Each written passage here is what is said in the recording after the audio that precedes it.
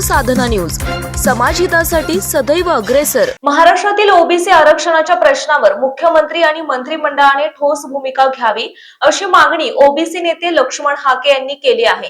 ऊर्जा स्थळावर येऊन कोट्यवधी रुपयांचा निधी दिला म्हणजे काही वेगळे किंवा मोठे काम केल्याचा आव आणू नये असा टोला लक्ष्मण हाके यांनी मुख्यमंत्री देवेंद्र फडणवीस आणि अजित पवार यांना लगावला आहे।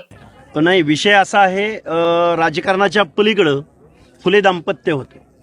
राजकारणाच्या पलीकडे दीनदलितांच्या डोळ्यातलं अश्रू पुसण्याचं काम सावित्रीमाईंनी केलं।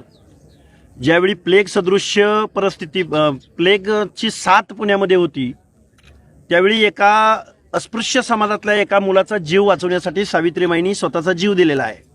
फक्त सावित्रीमाईंनी जीव दिलेला नाही, तर त्यांचा दत्तक पुत्राचा सुद्धा त्यामध्येच मृत्यू झालेला आहे।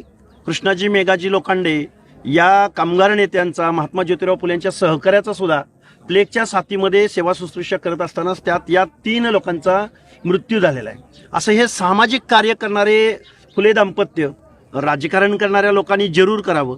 पण आज हे ऊर्जास्थळ आहे आणि या ऊर्जास्थळावरती इथं आलेल्या लोकांच्या मनामध्ये एक आश्वासक परिस्थिती निर्माण व्हावी अशा पद्धतीच्या बॅनरबाजी आणि अशा पद्धतीचं प्रदर्शन होणं अपेक्षित। यापूर्वी अनेक घोषणाबाजी झाल्या होत्या, सावित्रीबाई फुलेंचं स्मारक होणार, अनेक डेव्हलपमेंट्स या गावात होणार।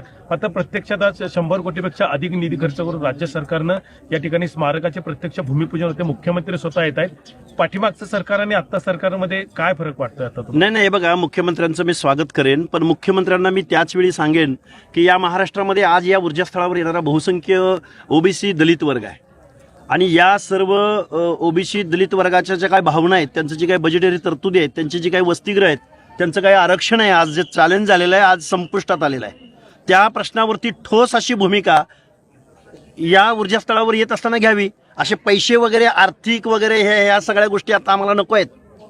बाद झाले तुमची सगळी आर्थिक नियोजनं, भौतिक नियोजनं, हे नको आहेत। We want social justice.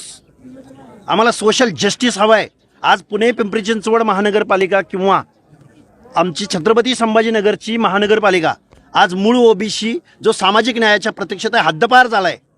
त्यामुळे तुम्ही ओबीसी आमचा डीएनए म्हणायचं मुख्यमंत्र्यांनी एका बाजूला, आणि दुसऱ्या बाजूला मात्र ओबीसीचं सर्व हक्काधिकार संपवायचे, हा एक कुटील डाव आहे।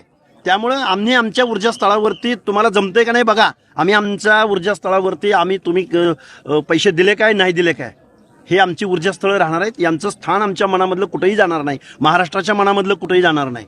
पण आम्हाला जे हवंय, जे शोषित वंचित पीडिताला हवंय, महाराष्ट्र कोणतं आहे आणि तुम्ही नक्की काय करताय, या गोष्टीची उत्तरं पण आम्हाला महाराष्ट्रातल्या जनतेला दिली पाहिजेत। तुम्हाला आनंद आहे का कोट्यवधी रुपयाचा निधी इथं दिलाय? नाही, कोट्यवधीचा निधी आला पाहिजे, त्यामध्ये आमच्यावर काही उपकार करत नाहीत ही लोक।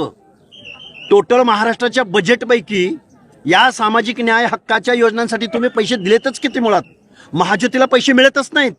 ज्या महात्मा ज्योतिराव फुलेंच्या नावाने जी महाज्योती विद्यार्थ्यांसाठी संशोधनासाठी निर्माण झाली, तिला 200-250 कोटी रुपये सुद्धा या महाराष्ट्राचे आत्ता इथं उपमुख्यमंत्री येणार आहेत अजितदादा पवार। तुम्ही पहिल्यांदा महाज्योतीला निधी दिला का? सारथीच्या तुलनेत महाज्योतीचा क्वांटम किती? तुम्हाला कुठला नैतिक अधिकार आहे इथं या आज ऊर्जास्थळावर येण्याचा? या प्रश्नाची उत्तर द्यावीत, कारण तुम्ही यू आर केअरटेकर। तुम्ही इथं तुमचा लांबजाम आणि तुमचं राजकारण करायसाठी जर ऊर्जास्थळावर येत असाल तर खबरदार।